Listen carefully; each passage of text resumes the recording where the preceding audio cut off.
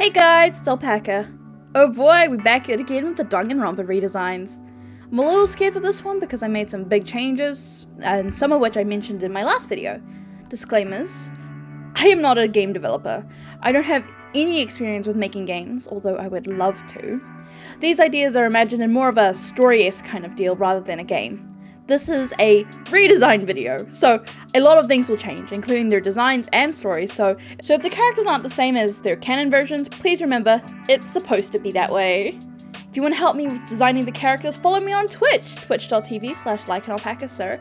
I love discussing possible ideas for the redesigns while coming up with their concept art. This video will also include mentions of domestic violence, suicide, SA, and murder. I promise my next video won't need these trigger warnings. There will be timestamps to skip these sections if you need them. And last thing, while I love doing my redesign videos, I want to try doing a different form of video next time. So please consider subscribing and checking out my community tab to put your 2 cents on what my next video should be. Currently considering how to become a PNG tuber or how I created my persona.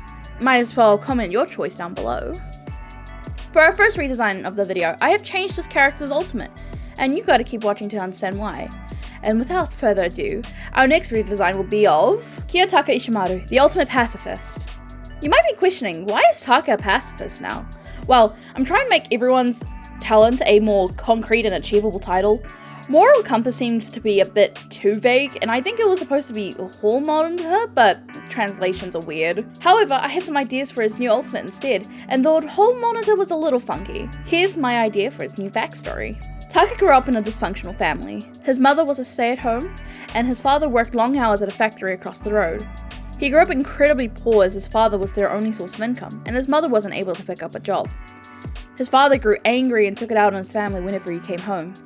Any time someone stood out of line, he would discipline the entire family.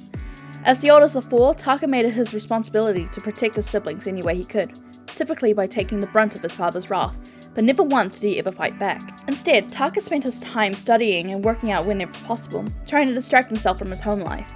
He'd spend as much time away as he could, then come home to defend his siblings. Constantly having to talk down his dad meant that he learned the best ways to de-escalate situations. He then used those techniques at school to defend other students.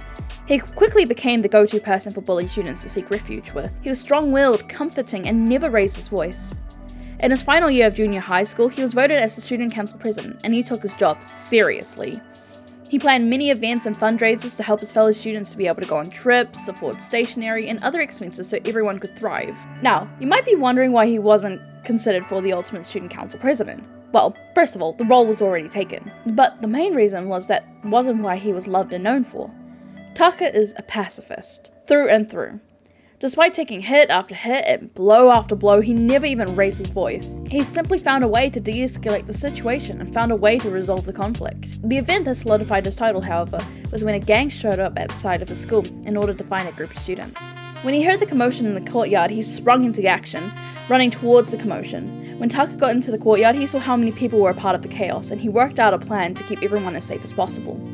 While it would have been significantly easier to have just taken out the gang, Taka called the police and everyone left the situation unharmed, except for him of course. But he was awarded a Medal of Bravery, and this situation earned him his official title of the Ultimate Pacifist, the ultimate person who can solve any situation without violence and with kindness. On the topic of violence, let's discuss how he dies.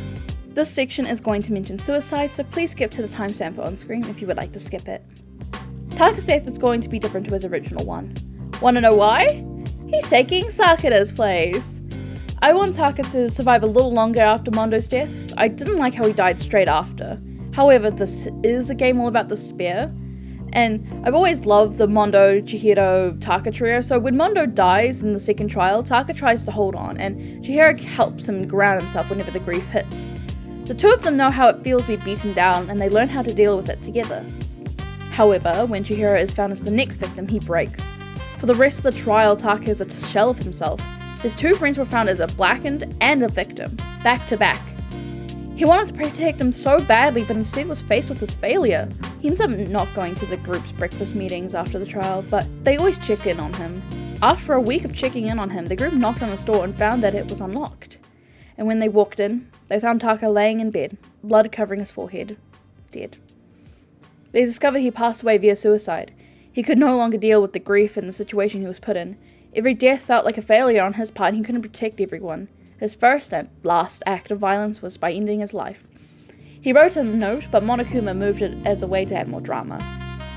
One thing I want to include is the relationship between Mondo and Taka, as that is such a key part of the game. Yes, Taka and Mondo are still going to be best bros, even more if you want. In this version, they kind of bond over their dislike of violence. This is great to think about when you think about how one of them is a victim and one's a blackened.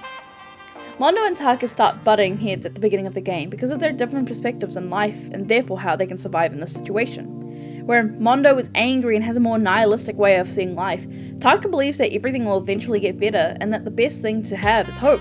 Slowly, the two begin to get closer, bonding over their dislike of violence despite their different life outlooks. They learn how similar their childhoods were, but saw how different they turned out. It was like looking at an alternate dimension, what they could have been. And then they kissed. With Taka's design, I wanted to keep it pretty simple. He grew up really poor. He didn't have any nice clothes, so he just came in his old school uniform without the blazer. He wanted to be sure he looked presentable, especially with how raggedy most of his actual clothes are. I don't know how it is for y'all, but most schools in New Zealand and Japan wear uniforms, and parents love to buy uniforms that are just way too big so they don't have to rebuy the uniform when you eventually grow out of it. I think it adds it to a kind of unthreatening vibe. He's just a little dork who could hurt no one. I actually got this idea from someone in my community tab, so thank you for helping. Now, I said he works out a lot, so why? And why doesn't he look buff? Taka has what we call a sleeper build, someone who is super strong and yet has a thinner frame. This frame is part genetics and part growing up malnourished. I wanted him to be buff so that he could be more physically resistant to blows, and it just adds to his character. He could easily beat someone up, but instead he uses his strength to protect his peers. The final thing I want to talk about his design are his little pins. Taka's pins and medals were given to him over his time at junior high, and he treasures all of them for different reasons. His 2 medals were given to him for his bravery and protection of his peers during the gang attack. His star pin is a symbol of his leadership role within the school. It's a way for students to know that they can approach him and ask questions or help. Despite these pins and medals being very important and shows his status and such, they're not his favourite pins. Taka's peace sign pin was gifted to him by one of his classmates, as he was the only person who noticed how badly she was being bullied.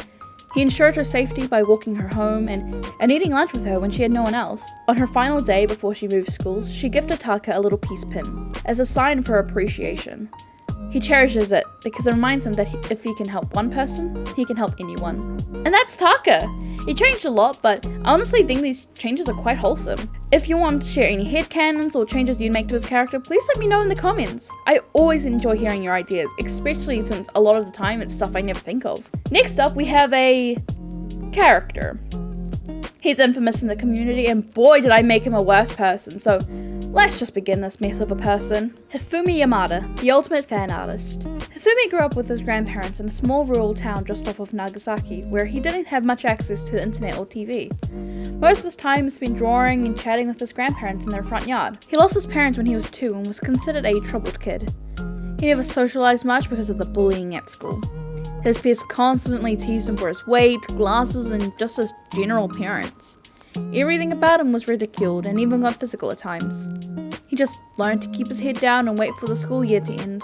His grandparents just told him he was perfect the way he was, and that one day the bullies would be sorry they even messed with him.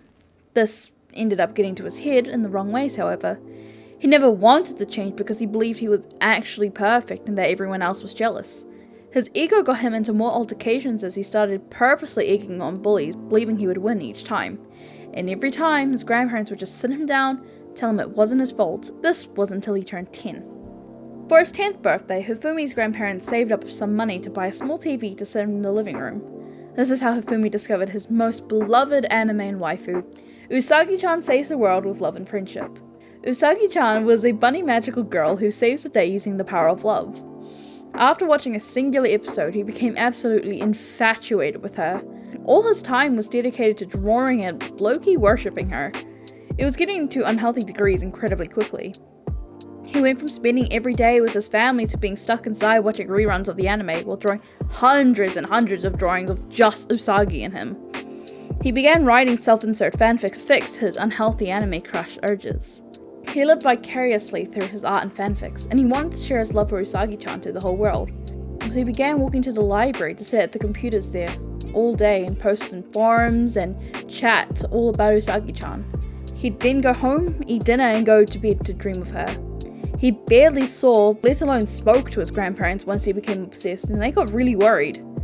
Hifumi soon began to gain a following for his art, having hundreds of other fans messaging him to draw Usagi for them, which he complied. He even ended up taking commissions, earning money on the side. Once he saved up enough money, he bought himself a laptop and holed himself in his room, living his life through the internet with a bunch of others like him. Fast forward to Hifumi joining the 78th class of Hope's Peak Academy and fighting himself in the killing game. His lack of social skills and his incredibly huge ego led him to be ostracized from the class immediately. He kept hitting on the girls in the most uncomfortable ways, commenting on their bodies and telling them how nice they smelled. Damn, why do these nice guys always finish last? These girls should be throwing themselves at me. He truly believed it was because the other students were too shallow and snooty to even give him a chance. That is, except for one girl, Chihiro Fujisaki. She was so kind to Hifumi and didn't want him to be alone in this, so she sat and chatted with him. She even listened to him talk about Usagi-chan after saying she used to watch the anime as a kid as well. She just wanted to be his friend, but Hifumi was adamant that she was actually in love with him already. Every time he looked at her, all he could see was Usagi-chan, and Hifumi started drawing Chihiro instead of Usagi-chan for his self-inserted art. It was an uncomfortable exchange to watch, but Chihiro was too sweet, oblivious, and people-pleasing. He stalked her for the entire game, watching as she slowly got closer to Mondo and Taka, and he was mad. That's my woman! He would physically drag Chihiro away to spend time with him, and being significantly bigger made it difficult for her to resist. Literally. Chihiro started hiding from Hifumi whenever possible, clinging to Mondo and Taka more to keep her safe. So when Mondo was found guilty, it was Celeste that took this opportunity upon herself. She told Hifumi that when the next incentive was announced, she would be able to help him be alone with Chihiro, so he could do anything he wants with her.